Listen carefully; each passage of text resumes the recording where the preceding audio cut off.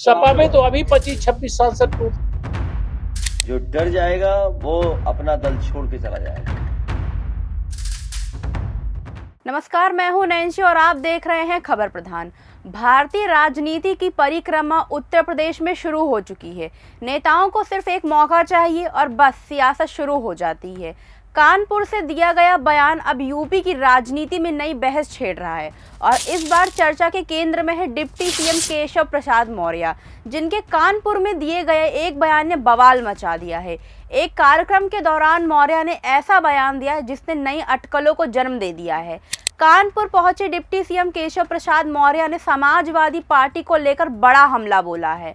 उन्होंने कहा है कि समाजवादी पार्टी के करीब 25 से 26 सांसद पार्टी छोड़ने के लिए तैयार बैठे हैं।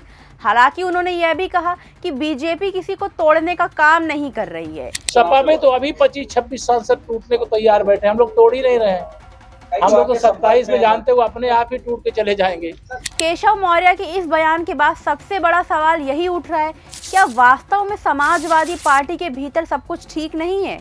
क्या आने वाले समय में सपा को किसी बड़ी राजनीति चुनौती का सामना करना पड़ सकता है? अपने बयान में मौर्य ने कहा कि पश्चिम बंगाल में जिस तरह तृणमूल कांग्रेस को राजनीतिक झटके लगे, उसी तरीके का हाल साल 2027 के विधानसभा चुनाव तक समाजवादी पार्टी का भी हो सकता है। उन्होंने दावा किया कि जनता 2027 में सपा को करारा जवाब देगी। डिप्टी सीएम ने समाजवादी पार्टी के नेताओं पर भी निशाना साधा। उन्होंने आरोप लगाया कि सपा के कई नेता लगातार समाज में नकारात्मक माहौल बनाने का काम कर रहे हैं। मौर्य ने कहा कि जनता सब देख रही है और समय आने पर जवाब भी देगी। अब दिलचस्प बात यह है कि इससे पहले सुहेलदेव भारतीय समाज पार्टी के अध्यक्ष और मंत्री ओम प्रकाश राजभर ने भी समाजवादी पार्टी में बड़ी टूट का दावा करा था।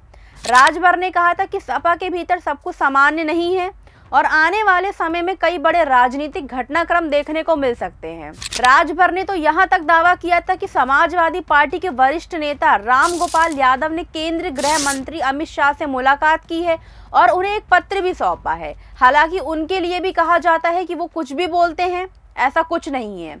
सपा में सब ठीक चल रहा है। हालांकि इस दावे को लेकर कोई आधिकारिक पुष्टि नहीं हुई है, लेकिन इस तरह के बयान लगातार राजनीतिक चर्चाओं को हवा दे रहे हैं। कार्यक्रम के दौरान केशव प्रसाद मौर्य ने अयोध्या राम मंदिर ट्रस्ट से जुड़े मामलों पर भी अपनी प्रतिक्रिया दी है। उन्होंने कहा है कि अगर किसी स्तर पर लापरवाही हुई है तो दोषियों पर कार्रवाई होगी। उन्होंने कहा कि जांच के बाद जिम्मेदार लोगों के खिलाफ सख्त कदम उठाए जाएंगे। इसके अलावा डिप्टी सीएम ने प्रधानमंत्री नरेंद्र मोदी के 12 साल के कार्यकाल की भी जमकर तारीफ की।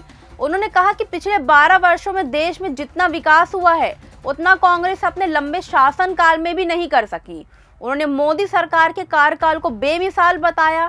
साथ ही उन्होंने हिंदू समाज की एकजुटता की भी चर्चा की और कहा कि हिंदू समाज हमेशा सभी को साथ लेकर चलने में विश्वास रखता है।